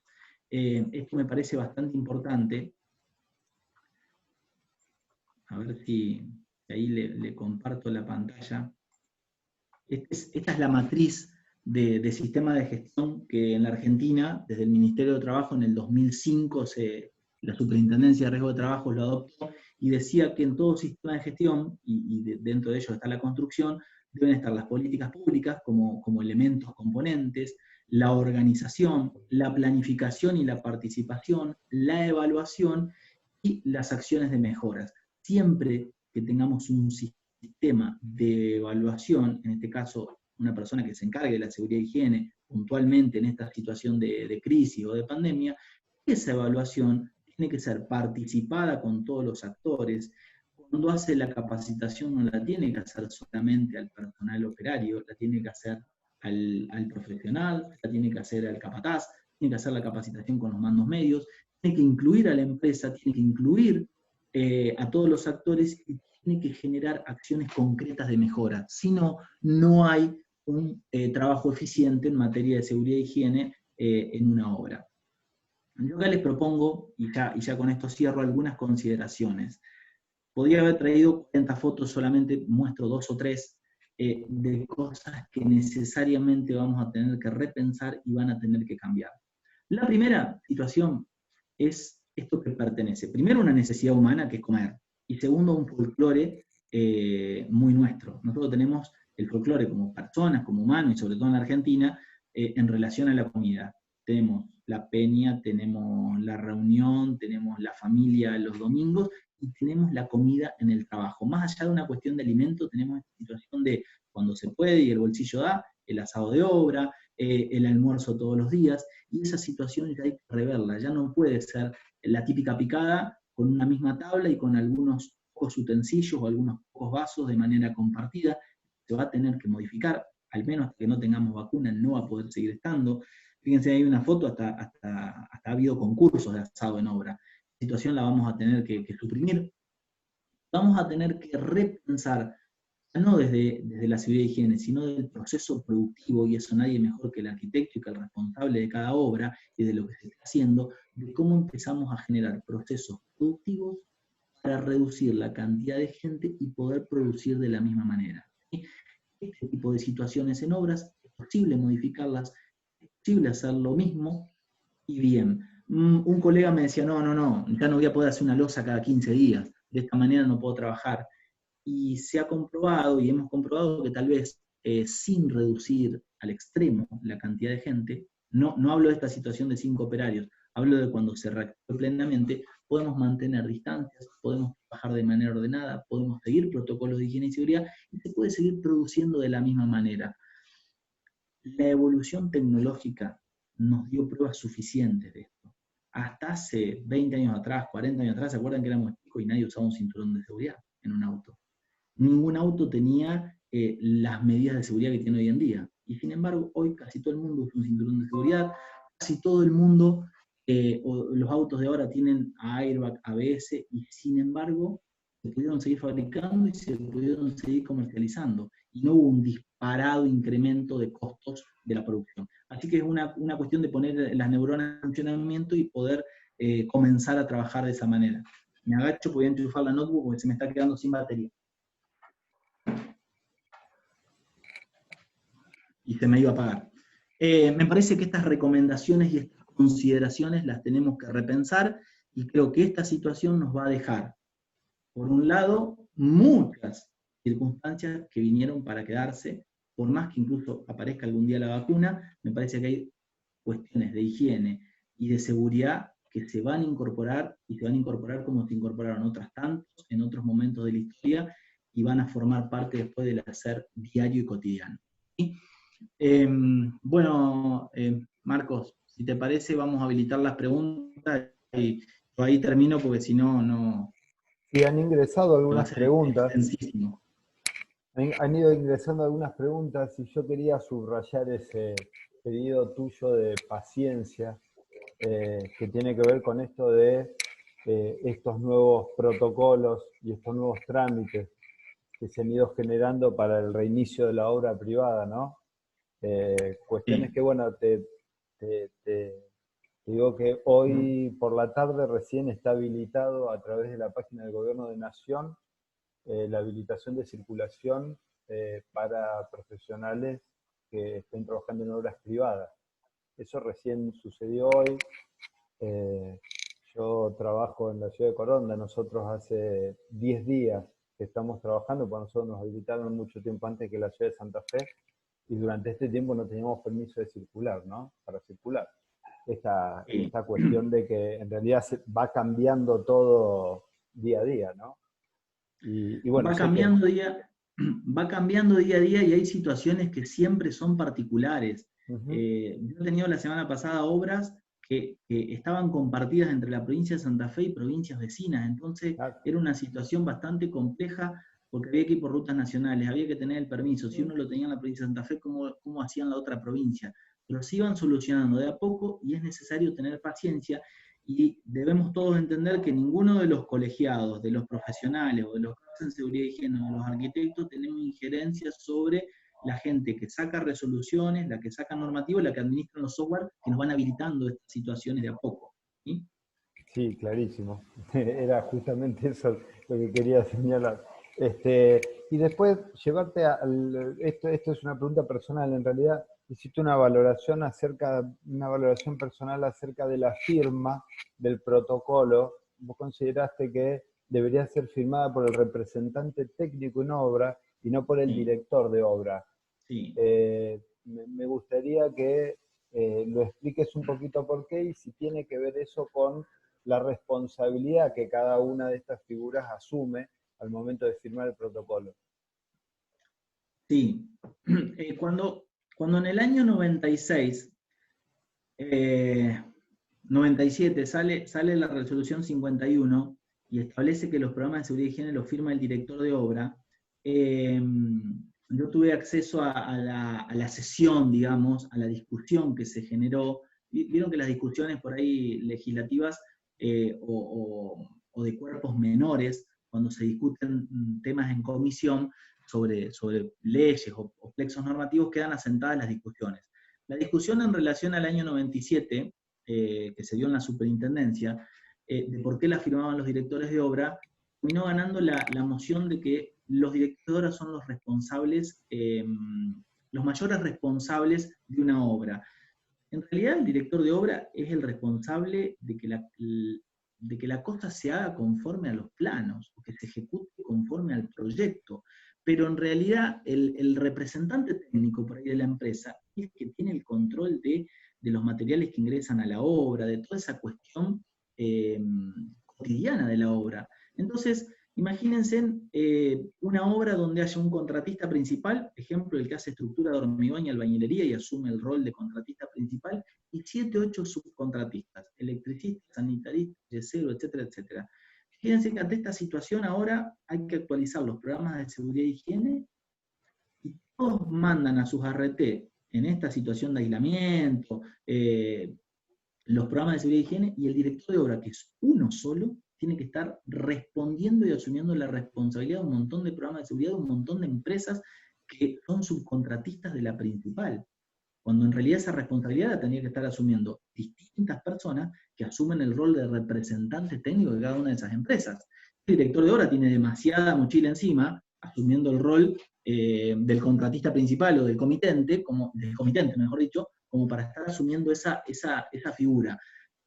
Se han hecho muchísimos planteos, hemos hecho muchos pedidos a la superintendencia para que lo modifique, pero obviamente, imagínense que para incorporar a los arquitectos en la industria de la construcción estuvieron 9 años, imagínense para sacar la figura del director de obra en un programa de seguridad y higiene. Creo que van a pasar 9 más, con suerte. Pero me parece que es esa la postura. Debería ser el representante técnico, pues es el que tiene la injerencia plena sobre la empresa que está presentando el programa de seguridad y higiene. Los otros días hablábamos con Ángel acerca del marco legal de nuestro trabajo y justamente lo que planteábamos era que esta cuestión del coronavirus en realidad lo que pone de manifiesto son muchos problemas preexistentes, ¿no? Que nosotros ya veníamos arrastrando, sobre todo en cuanto a responsabilidad. A ver, te voy a leer algunas preguntas, vamos a Sí, intentar contestar algunas. sí. Yo les adelanto que la charla la vamos a subir a la página del colegio y me están pidiendo acá si es posible compartir las placas del PDF de la planilla, de la charla. Sí, Bien, sí. bien, No entonces tengo todo eso ningún lo... problema, se las paso como PDF y lo comparto, no hay ningún problema. Perfecto. Acá tengo una pregunta. ¿Qué pasa en las obras pequeñas donde el contratista principal es un monotributista y tiene un seguro sin ART y no hay programa de seguridad e higiene? Bueno, bien, buena pregunta. Primero, normalmente en ese tipo de obras no hay un contratista principal, lo que sucede es que hay una persona que hace proyecto y dirección de obra, un profesional, y hay un monotributista a cargo de la ejecución de la tarea. Ese monotributista no está exceptuado de los cumplimientos legales. No tendrá RT, pero debe tener el monotributo, debe tener la constancia de pago del monotributo, debe tener todos los elementos de seguridad, debe tener un seguro de accidentes personales, como tenemos nosotros los arquitectos cuando vamos a una obra, un seguro, una caución de accidentes personales, y siempre ese seguro, el comitente a veces pide que tenga una cláusula de no repetición en favor de tal y tal empresa o de tal y tal persona, ¿sí? Y debe asumir los riesgos de la obra. Cuando no hay un programa de seguridad e higiene, muchas veces se hace, en vez de programa de seguridad e higiene, un procedimiento de seguridad. En vez de programa de seguridad, un procedimiento de seguridad. Ese procedimiento de seguridad tiene las mismas condiciones de un programa, se contrata un servicio de seguridad e higiene, porque el 319 exige que el comité coordine las tareas de acción de seguridad e higiene, y se hace ese procedimiento sin que esté el RT, pero se cumple con el procedimiento, se cumple con las medidas de seguridad, y hay un servicio de seguridad y higiene que vela y que hace la evaluación en este proceso de gestión. Acá lo que pasa muchas veces es que el comitente no quiere asumir el gasto de confeccionar eso, el profesional no lo tiene contemplado en el cómputo y presupuesto, y por eso es importante lo que yo decía al principio, es importante reconocer que la seguridad y higiene es parte de nuestra incumbencia profesional. Y cuando cotizamos una obra de la misma forma que tenemos en cuenta, no sé, la mano de obra, los materiales, los servicios y hasta los contenedores que nos va a demandar una obra, debemos contemplar el inciso seguridad y higiene, porque es parte de nuestra responsabilidad. Y si tenemos una inspección, el Ministerio de Trabajo no nos va a decir no te multo porque no tenés RT. Va a hacer la inspección igual y te va a suspender la obra igual. Y vas a tener un problema igual. Muchas veces es común que te digan, bueno, sí, pero siempre me inspeccionan acá en Santa Fe, siempre inspeccionan en Rosario. Vos ves las obras en, no sé, San Justo, en San Cristóbal, en Tostado, y el ministerio no va. Y sí, el ministerio tiene una potestad sobre toda la provincia, pero debe tener una logística que hace que su fuerte esté en la ciudad de Santa Fe, Santo Tomé, en Rosario, Rafaela. Reconquista lo sumo. No va a todo el territorio, o sí, no lo sé. Pero eso no nos exime a que porque en otro lado no se cumple, nosotros no lo debamos cumplir. ¿Entiende el concepto? La seguridad y higiene es parte y es una obligación legal y hay que hacerla con monotributistas o con empleadores que tengan RT. Mira, esta pregunta tiene que ver con eso, se va a encadenar seguramente. En pequeñas obras de 3 o 4 trabajadores, donde no hay un profesional en higiene y seguridad, ¿es necesario contratar este servicio para aplicar el protocolo o lo puede llevar adelante el arquitecto director de obra? Bueno, es buena la pregunta. Es incompatible la función, el profesional que hace seguridad e higiene no puede hacer dirección de obra y viceversa. Puede estar habilitado. El arquitecto obviamente está habilitado a hacer seguridad y higiene, pero no puede hacer las dos funciones a la vez. Eso sí está marcado por la ley, es una incompatibilidad, así que tiene que haber dos profesionales distintos. Lo único que puede hacer el profesional que hace seguridad y higiene dentro de la obra, más allá de seguridad y higiene, son los proyectos que tengan relación con, por ejemplo, las instalaciones contra incendio, las instalaciones sanitarias, porque se consideran parte de la higiene, pero no del proyecto y la conducción técnica de la dirección de la obra en sí. ¿Se entiende? Uh-huh. No puede Sí. ser la misma persona. Lamentablemente en obras chicas no se da. Lo que sí puede pasar es que en una obra tan pequeña, en una reforma, en una ampliación, no sea necesario el programa de seguridad y higiene. Y ahí tenemos la potestad y la responsabilidad como profesionales. Ejemplo, vamos a hacer una pintura de una fachada, un revoque, una cosa que no exceda estos valores que yo decía, y tenemos que hacer cumplir las medidas de seguridad y higiene con la conciencia profesional y con el profesionalismo acorde a las medidas de seguridad. Acá hay una pregunta que vamos a intentar interpretarla, Sí, porque seguramente tiene que ver con el momento en el que vos estabas hablando. sí, Acá preguntan por el formato que tiene el protocolo de higiene y seguridad. Entiendo que ha sido, por el momento que vos estabas subrayando, el protocolo de higiene y seguridad a partir de la aparición del coronavirus. ¿Sí? sí. Y en cuanto a formato, creo que debe venir por el lado de que muchos municipios y comunas han intentado de alguna manera reinterpretar ese protocolo homologado y aprobado por la provincia. Sí. Sí, han tratado de interpretar por ahí esta disposición, la 41 del 2020, en donde se exige un protocolo de seguridad y en donde las ART exigen que se presente un anexo a los programas de seguridad e higiene. Yo he visto en algunas localidades resolver el problema con mayor éxito o con mayor fracaso. De hecho, he visto municipios que trabajan muy bien cumpliendo esta resolución 41 de los protocolos y otras que realmente no han tenido esa solvencia técnica para entender qué es el protocolo. El protocolo de seguridad es todo ese compendio de situaciones necesarias para poder trabajar de manera segura. ¿Sí? Es un plexo escrito donde se contemplan todas las disposiciones. Para esa obra en particular, nosotros vemos que hay protocolos para la actividad de la construcción, como el que hizo Boca o como el que hizo la Cámara de la Construcción, que son en términos generales, pero después cada obra tiene su particularidad. No es lo mismo una obra qué sé yo, de ingeniería, de arquitectura, de redes, de ductos, una obra en altura, una obra donde haya que transportar a las personas 100 kilómetros a una zona rural. Cada obra tiene sus particularidades y tiene sus procesos productivos. Y en función de esos procesos son las medidas que vamos a tener que implementar. Por ejemplo, el traslado de los operarios de la casa hasta el lugar de la obra. Entonces, cada obra va a tener su particularidad y lo que se hace en el protocolo es establecerlas, definirlas, se presenta como un anexo al programa de seguridad y higiene, la ART lo aprueba. Muchas ART que no tienen llegada a la ciudad de Santa Fe, cuando me refiero a no tienen llegada, no tienen oficina en Santa Fe, hay empresas que tienen ART contratada de Buenos Aires, donde uno tiene que mandar los protocolos y los anexos de seguridad y higiene a los programas vía mail, no recibe nunca el aprobado. Hay situaciones que en esto, es lo que yo decía, hay que tener paciencia.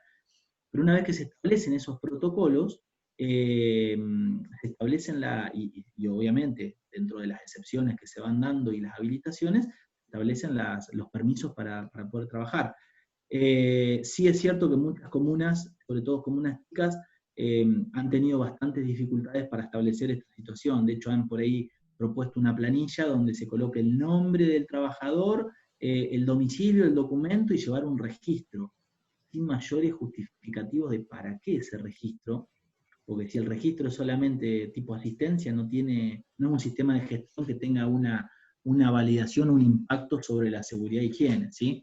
Pero bueno, son decisiones políticas de cada organización comunal, municipal. Perfecto. Esto vendría a decir de alguna manera que en el caso de suceder algo, el profesional estaría quedando descubierto a partir de esto. Obviamente, el profesional tiene un título que es de validez, tiene una matrícula provincial y no puede, la ley no se puede decir que no es conocida. Hay una disposición nacional o provincial, la ley se supone conocida por todos, por más que ni siquiera los que están todo el día metidos en esto conozcan todos los plexos normativos. Pero por eso siempre la recomendación es tratar de trabajar con la mayor profesionalidad y con el mayor sentido común. ¿Sí? A ver, ¿qué sentido común? Disculpame, te hago esta pregunta porque Sí. he escuchado a algunos colegas de plantear esto de descansar sobre algunas decisiones municipales o comunales, sobre todo en el interior, que permiten determinadas actividades de determinadas formas. Y me parece de alguna manera preocupante porque obviamente la responsabilidad sigue estando, ¿no? Una ordenanza no va a modificar una ley nacional. Ni provincial ni nacional, lógicamente. Bueno, perfecto. Vamos a contestar algunas preguntas más, siguen entrando preguntas. Vamos a ver si llegamos a contestar todas. Bueno. Estarían quedando 7 preguntitas. En caso de obra pequeña de ampliación, en una vivienda donde está habilitada, pero la obra de ampliación tiene acceso independiente y no hay contacto directo del personal con el propietario, ¿se puede iniciar? Bueno, la excepción es para obras donde no haya contacto con personas que estén habitando la obra. En este medio, si yo no veo la situación física, si no estoy viendo, no puedo decir ni que sí ni que no. Sería muy imprudente en mi caso decir, sí, podés realizar la obra, porque una situación. Aparte, no olvidemos que todas estas situaciones son declaraciones juradas, donde el profesional da fe de la obra en la que va a trabajar. Entonces, hay que asumirlo desde esto que yo digo recién, la responsabilidad profesional. Si uno va a dar fe de esto, y puede dar fe, y es una situación real, está totalmente independizado y no hay contacto, se podría trabajar o no se podría trabajar. En principio, así, sin verlo me suena un no, pero bueno, habría que verlo puntualmente, habría que ver la situación, habría que tener un mayor, mayor conocimiento de la situación que una pregunta hecha en 2 líneas, ¿sí? Después cualquier cosa yo comparto el mail y estoy dispuesto a evacuar cualquier consulta y responderles en lo que sea, tal vez explayándose mejor lo puedo responder a eso. Disculpen que no lea todas, por ahí estoy juntando algunas preguntas. Sí. Dice, para el arquitecto que no va todos los días a la obra, ¿cómo procede para proteger su responsabilidad ante la entrega de los elementos y el uso de los mismos? ¿Hace firmar algo? La pregunta es concretamente cómo controlar que se cumpla y quedar yo como arquitecto que hice lo que corresponde. Y bueno. Te pregunto. Esa es una pregunta. A la obra hay que ir. Y bueno, y uno no va todos los días. Y de la misma forma yo te digo, y si no vas todos los días, ¿cómo controlás si te armaron bien una losa? No te puedo decir, no vayas a la obra y hay una herramienta para controlarlo. Vos tenés el apoyo de un contratista, tenés el apoyo de un servicio de seguridad e higiene que seguramente está contratado, y la responsabilidad plena de la obra es del director de obra y del representante o del conductor técnico, la figura que está en la obra, con lo cual ir o no a la obra no es una opción, tenés que estar en la obra. Y se está dando una situación particular en este momento que estamos trabajando. Hay 2 obras en donde los profesionales están exceptuados por la edad que tienen, están con edad avanzada.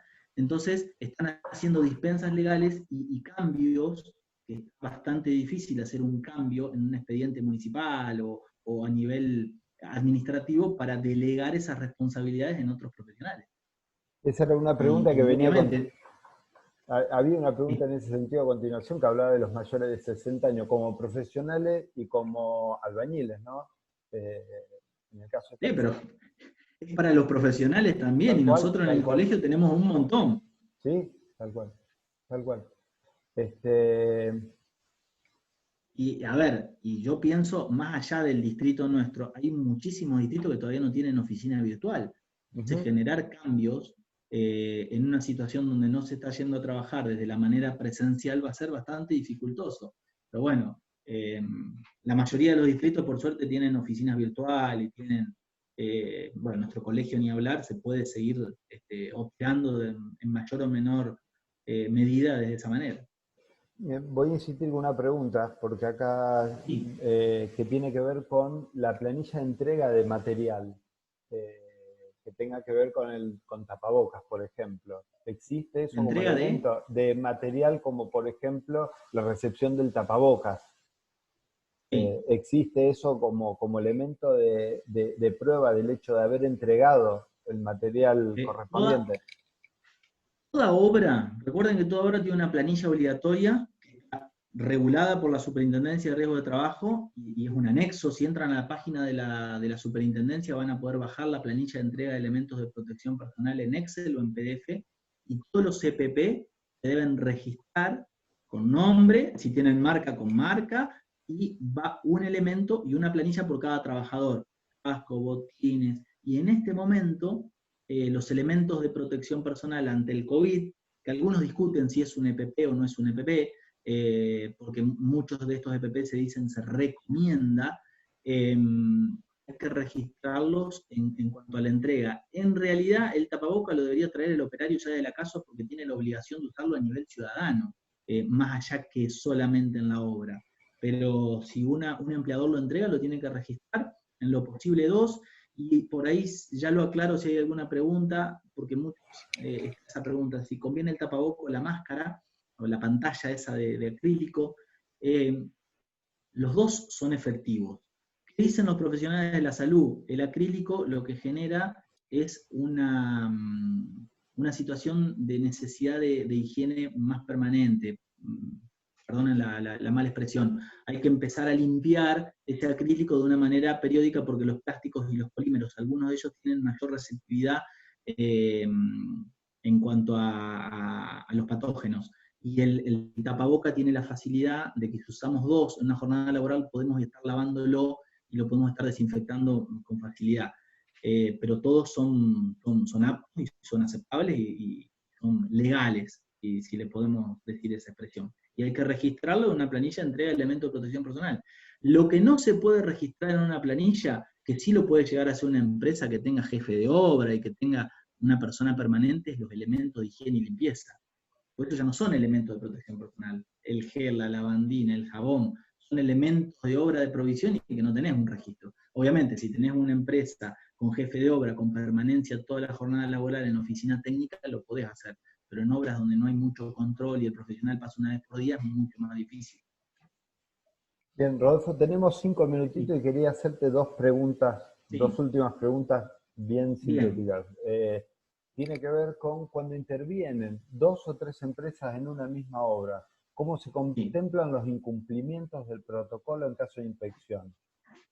Bueno, buenísima la pregunta. Cuando hay 2 o más empresas en una obra, siempre hay una que va a oficiar de contratista principal, o si ninguna es contratista principal, obligatoriamente el comitente tiene que asumir el rol de contratista principal. La persona, la empresa, persona física o jurídica que asume el rol de contratista principal, tiene que velar por el cumplimiento y coordinar, para eso se coordina, y para eso hay un programa de seguridad y higiene bajo resolución 35, que coordina todas las acciones de seguridad y higiene de todos los demás subcontratistas. Y todos esos subcontratistas, por más que tengan sus propios servicios de seguridad y higiene, tienen que estar coordinados y en relación y en dependencia, en cierta forma, con el comitente o el contratista principal. Muy bien. Y por último te voy a hacer una última pregunta. Antes, porque estamos a 4 minutos de que se corte, quiero agradecerle a todos por la participación y fundamentalmente a vos, Rodolfo, por la predisposición para brindar esta charla. Y quería hacerte la última pregunta que es un poco... te va a comprometer de alguna manera, porque pregunta si es posible que nombraras a tu criterio cuál de los municipios y comunas que desarrollaron alguna especie de protocolo para este ingreso de la obra privada, si tenés conocimiento de alguna que podrías nombrarla como ejemplo. ¿Como buen ejemplo o como buen ejemplo? Como buen ejemplo. Si querés agregar un mal ejemplo... No.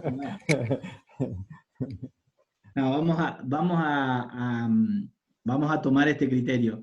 Tengo varios buenos ejemplos y malos ejemplos, pero siempre las comparaciones y las menciones son odiosas, así que prefiero evitar nombrar qué comunas trabajan bien y qué trabajan mal. Me preocupan mucho más las que trabajan mal, muchas comunas aledañas y muy próximas a nosotros, trabajan siempre muy bien, incluso que tienen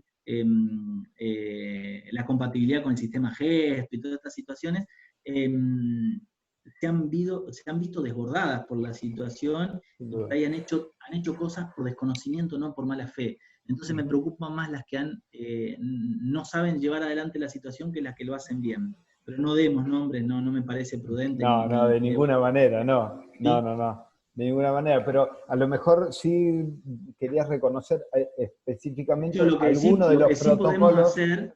Lo que sí se puede hacer desde el colegio, obviamente, es asesorar y ayudar y ponernos a disposición a título totalmente de colaboración para colaborar justamente con estos municipios, estas comunas, para que puedan afrontar de la mejor manera posible estas situaciones. Recordemos que los municipios, independientemente de las normas nacionales y provinciales, y las comunas son los que tienen el poder de policía de control de todas las construcciones en su eje urbano.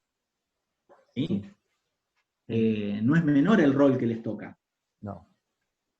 No, y muchas veces no están preparados para la circunstancia. Para reglamentarlo, sí, sin lugar a dudas. No sé si se corta, Marco, yo les quiero agradecer a todos por haberme escuchado, les quiero pedir disculpas si por ahí no suena bien, si se entrecorta. Sé que a veces los sistemas digitales no son lo mismo que la presencialidad. Yo sé que a veces el timbre de la voz se va interrumpiendo, pero bueno, a todos les agradezco muchísimo. Me comprometo a pasarles al colegio en PDF la presentación y obviamente el colegio tiene mi mail para que lo tengan para cualquier consulta en relación a esto. Encantado de hacerlo. Más allá de trabajar en la profesión y de, y de vivir de la profesión, soy docente y en eso tengo alma de docente y me encanta poder responder dentro de lo que yo sepa, todo lo que puedo, y siempre en menor tiempo, mayor tiempo lo voy a hacer, así que dispuesto a cualquier consulta. Bueno, muchísimas gracias. No, por favor.